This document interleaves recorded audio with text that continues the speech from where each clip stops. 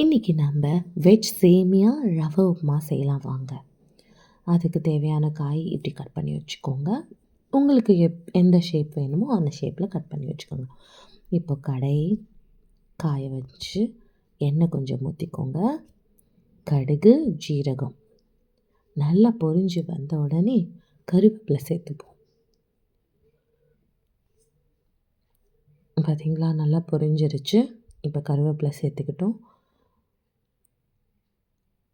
இப்போ வெங்காயம் கூடவே நம்ம பெருங்காயத்தையும் சேர்த்துப்போம். ஏன்னா நல்ல ஒரு அரோமா கொடுக்கும். நான் எப்போவுமே மோஸ்ட்டாக எல்லாத்துலேயும் பெருங்காயம் சேர்த்துப்பேன். நீங்களும் மறக்காமல் சேர்த்துக்கோங்க. உங்களுக்கு வேணும்னா இஞ்சியும் பச்சை மிளகா சேர்த்துக்கலாம். நான் அதை 2யும் அவாய்ட் பண்ணிட்டேன். நீங்கள் போட்டுக்கோங்க, நல்ல டேஸ்ட் ஒன்று இருக்கும். கொஞ்சம் காரமாக வேணும்னா. அடுத்தது கட் பண்ணி வச்சுருந்த வெஜிடபிள்ஸ் போட்டுப்போம். நல்லா வதக்கிக்கோங்க. இந்த வெங்காயம் இன்னும் நல்லா ப்ரௌனாக வதக்கி போட்டால் நல்லது தான். பட் எனக்கு உப்புமாவில் இந்த கச்சிக்குன்னு வரும் பார்த்திங்களா, கடித்து சாப்பிடும்போது அது மாதிரி வேணுன்றதுக்காக தான் நான் வச்சேன். ஆனால் நீங்கள் அந்த மாதிரி பண்ணாதீங்க, நல்லா வதக்கிக்கோங்க.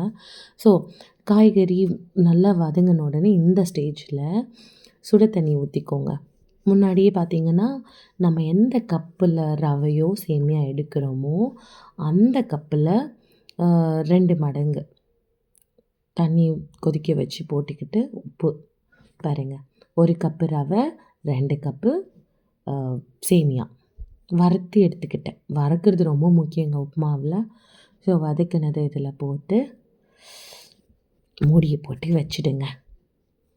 5 நிமிஷம் விட்டு திறந்து பார்த்திங்கன்னா கமகமன்னு ஒரு வெஜ்ஜு உப்புமாவோட ஸ்மெல் வரும். செம்ம டேஸ்டியாக இருக்கும். பாருங்கள், உங்களுக்கு நிறைய வெஜிடபிள்ஸ் தான் தெரியும். ஆனால் காலையில் இது மாதிரி கொடுக்கறது ரொம்ப நல்லது. டேஸ்ட்டும் நல்லாயிருக்கும். இது கூட நான் வேர்க்கடலை சட்னி, நீங்கள் தேங்காய் சட்னியும் சேர்த்து சாப்பிடலாம்.